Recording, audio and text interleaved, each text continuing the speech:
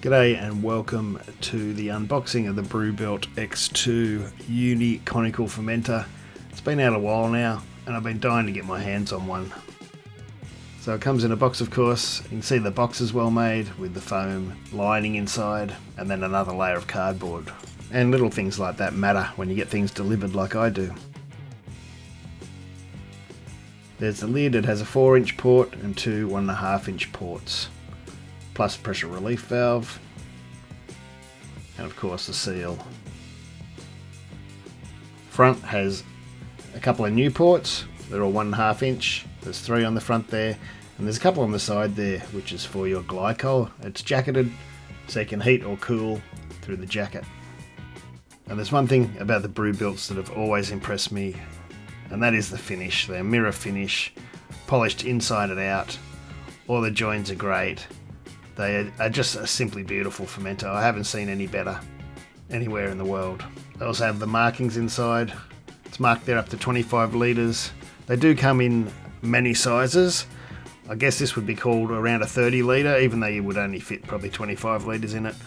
30 litre, 60 litre, around 110 litre, and about 170 litres, which is 7 gallon, 14 gallon, 25 gallon and 38 gallon.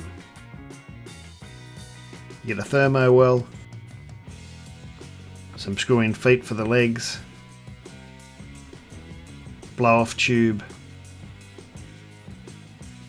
a nice sample port,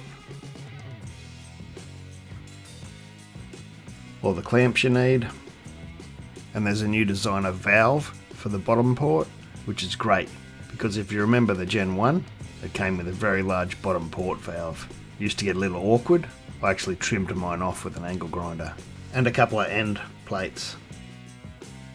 Whenever I'm cleaning or assembling these vessels, I always put a towel down and turn it upside down. It makes it a lot easier to put the feet on, of course, but also a ton easier to put the bottom valve and the lower port fittings on. So we had the valve. As I said, it's smaller this time, which is good, and it only goes one way, so you got to make sure you get that right when you put it on. I like to have the thermo well and the sample tap on the upper ports, and I'll just block off the other port. The lid clamps can be tricky at first, but they're pretty easy to get the hang of. One thing to remember is just to have that little bend in the arm facing away from the vessel. If you have it round the other way, it might not seal properly. On the top, for the basic setup, you have your blow-off tube and 2 end plates to block the other 2 ports. So that's your basic setup. You have your PRV or pressure relief valve, your blow-off tube and 2 end caps.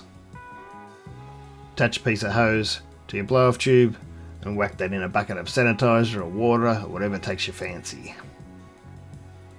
But if you want to use it under pressure, or you want to use a floating pickup tube, you can grab the pressure kit. The same pressure kit you would use in your keg venters with a 4-inch port. So you attach your floating dip tube, you whack that on the top, and it comes with a beer post and a gas post and another PRV valve. So that can leave your other 2 ports for whatever you want. You'd have a hot bong or a pressure gauge, or you could put the hot bong in the center and you could put a beer post on one side and a gas post on the other. It's really up to you. Very versatile. When it comes to the jacket, you don't have to use glycol. It will act like insulation, just having that air gap there.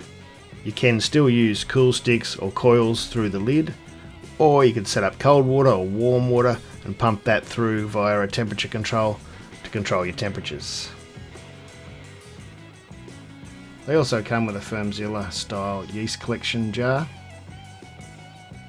You've seen in my other videos, I use these all the time. Some people like to build whole lots of valves and contraptions to pour off their yeast, but the best way by far, if you want to waste less beer and save your yeast, is a collection jar in my opinion. You waste a lot less beer and you can put a cap straight on that jar and keep that yeast for next time. You can also attach a Fermenter 2-inch to 3-inch valve and use one of the new styles if you don't like the screw top lids. These hold a little bit less, 600ml, as compared to a litre in the other one. But they work just fine. And someone asked if there was enough room for the jar underneath, and as you can see there's plenty of room. They really are a beautiful fermenter. I'm so happy to have one again. I sold my others when I got my Nano X's, and I regretted it since the day I did. So thanks for watching. Like, subscribe, share. A big special thanks to my patrons, because without them I couldn't make these videos. I'll see you in the next one. Cheers.